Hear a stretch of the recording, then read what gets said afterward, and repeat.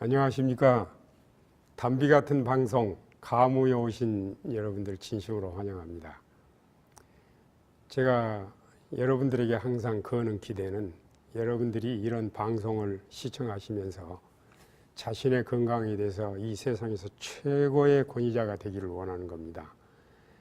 나를 위한 가장 좋은 의사는 나를 가장 잘 아는 사람이잖아요. 근데 세상에 나를 가장 잘 아는 사람이 누구겠습니까? 부모보다, 심지어는 주치의보다 나를 더 잘 아는 사람은 나 자신입니다. 그러므로 나의 생명, 생사에 관한 문제는 우리 스스로 책임을 지고 관리하는 것이 꼭 필요하죠. 오늘은 건강 다이아몬드 뉴스타트에 대해서 여러분과 함께 건강 정보를 나누려고 합니다.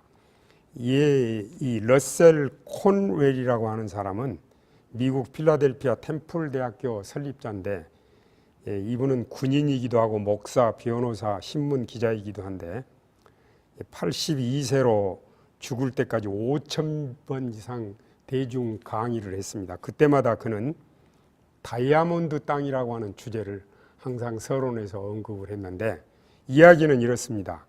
옛 페르시아에 알리 하페드라고 하는 부자가 있었는데, 이 사람은 농장이 크고 부족할 것이 없는 부유하게 사는 사람이었습니다. 근데 어느 날 스님이 오셔가지고 다이아몬드에 대한 이야기를 하는 바람에 갑자기 이 사람이 가난뱅이가 됐습니다. 그래서 그 스님에게 어떻게 하면 내가 다이아몬드를 얻을 수 있겠느냐. 스님이 그래요. 당신이 만일 그 다이아몬드를 얻으면 당신은 왕이 될 수도 있고 또 종을 많이 거느릴 수도 있고 세상에서 누구 못지않게 행복하게 살 거다, 그런 말을 했거든요. 그러니까 길을 떠나세요. 그리고 높은 산과 강이 어우러진 하얀 모래 땅에 다이아몬드가 있다고들 말합니다. 그래서 이 알리 아페드가 재산을 다 팔고 돈으로 바꿔가지고 가족들은 이웃들에게 맡겨놓고 다이아몬드를 구하기 위해서 여행을 떠났습니다. 유럽으로, 아프리카 북부 지역으로, 아시아 지역으로 세계 방방곡곡에 돌아다니면서 다이아몬드를 찾으려고 노력했지만 찾지 못했어요. 근데 결국 그는 스페인 어느 해안에서 돈도 다 떨어지고 거렁뱅이가 되고 다이아몬드는 찾지 못하고 이런 모양으로 고향으로 돌아갈 수도 없고, 그래서 몰려오는 파도에 몸을 던져서 생을 마감했습니다. 그런데 그가 판 농장의 새 주인이 어느 날 농장 안에 이렇게 강이 흐르고 있는데 강가에 거무잡잡한 돌멩이가 있어서 모래를 털고 주워다가 갖다 놨으면 좀 묵직해요. 그래서 자기 집에 이제 선반에다 올려놨는데 어느 날 이 농장을 방문했던 스님이 다시 와가지고 그거를 탁 보게 됐어요. 검은 돌을. 그러더니 이거 어디서 났느냐고. 하페드가 돌아왔느냐고. 아니라고, 아직 돌아오지 않았다고.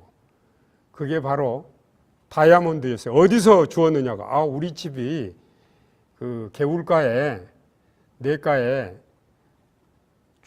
검은 돌들이 있어서 그 하나 주워온 것뿐이라고. 가서 모래를 헤치면서 보니까 거기가 다이아몬드가 쌓여 있었습니다. 오늘 이 이야기는 뭐냐면요, 이 다이아몬드로 영국이나 러시아에 왕관을 만들었다는 이야기도 기록되어 있는데, 오늘 이야기는 뭐냐면요, 다이아몬드는 멀리 있는 게 아니에요. 가까이 있어요. 우리 주변에. 여러분, 우리 주변에 널려 있는 다이아몬드, 특별히 우리 건강을 위해서 우리 주변에 널려 있는 건강 다이아몬드들이 이런 것들이죠.